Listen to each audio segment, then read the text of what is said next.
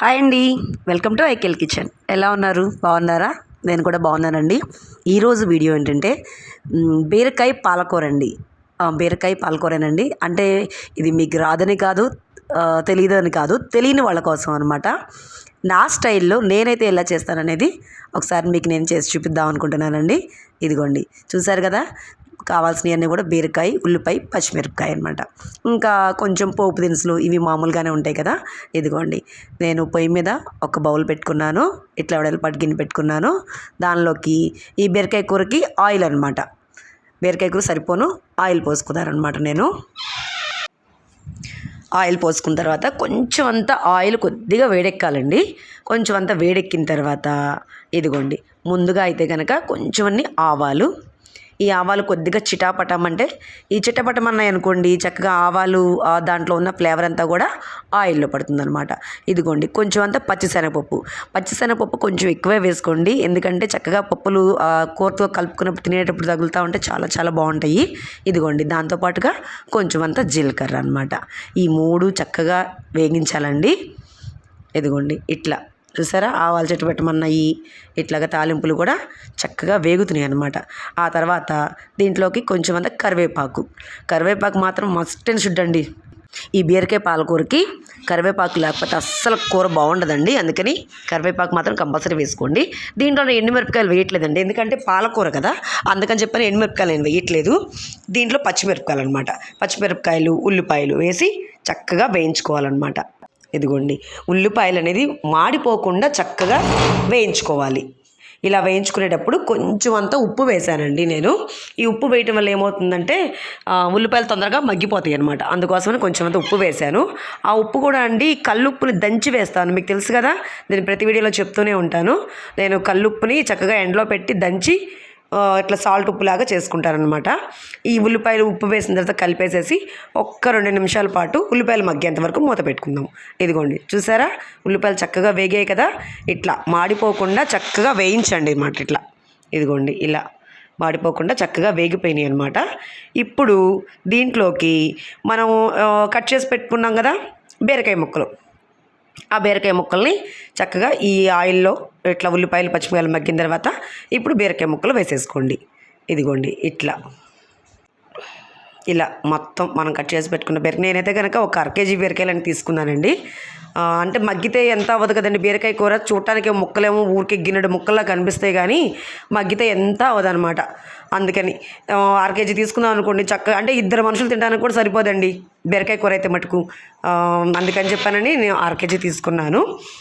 దాంట్లో కొంచెం పసుపు వేసానండి. పసుపు వేసి చక్కగా ఇలా కలిపేసేసి చక్కగా మళ్ళీ మగ్గించుకోవాలన్నమాట. ఇదిగోండి, ఇలా మనం వేసిన పసుపు ఈ ముక్కలంతటికి చక్కగా పట్టాలన్నమాట.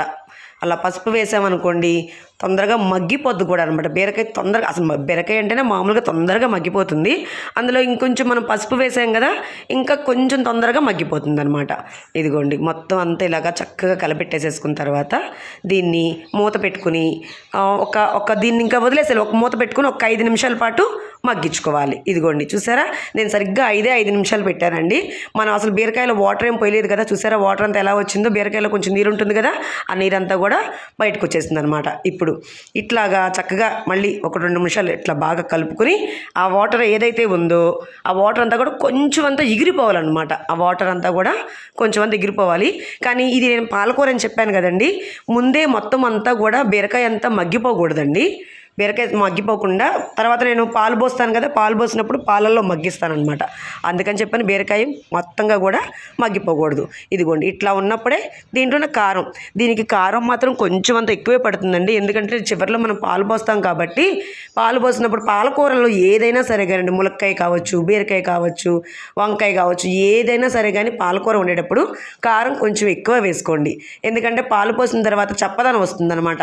మామూలుగా బీరకాయ ఇగురు ఉండేటప్పుడు ఏం చేస్తామంటే కొంచెం ఇంత కారం వేయకుండా కారం తగ్గించుకుంటాము. కానీ ఈ పాలకూరకు మాత్రం కొంచెం అంత కారం పడుతుందండి. ఇదిగోండి, చూసారా, ఇట్లా కారం వేసిన తర్వాత ఆ కారంలో ఉండే పచ్చివాసన అంతా కూడా పోయేంత వరకు కాసేపు అట్లాగా వేయించండి. అంటే ఒక 2 నిమిషాల పాటు వేయించండి. ఆల్రెడీ మనం ఇందాక ఉల్లిపాయలు మగ్గడానికి కొంచెం ఉప్పు వేసుకున్నాం కదండి, ఇప్పుడు మాత్రం ఉప్పు చూసుకుని వేసుకోండి. ఇప్పుడు లేదంటే కనుక ఉప్పు ఎక్కువయ్యే అవకాశం ఉంటుంది. అందుకని దానికి సరిపడా ఉప్పు చూసుకొని వేసుకోండి. ఇదిగోండి చూసారా, ఒక్క నిమిషం అట్లా మూత పెట్టి మగ్గించాను కదా, ఇదిగోండి దాంట్లో ఉన్న వాటర్ అంతా చక్కగా ఎగిరిపోయింది. పైగా కారం కూడా చక్కగా మగ్గిపోయింది అనమాట. అలా అని చెప్పని బీరకాయ పూర్తిగా అయితే మగ్గిపోలేదండి. చూస్తున్నారు కదా, మీకు కనిపిస్తుంది కదా, బీరకాయ పూర్తిగా అయితే మగ్గనివ్వలేదు నేను. ఇదిగోండి ఇట్లా శుభ్రంగా కలిపేసేసాం కదా.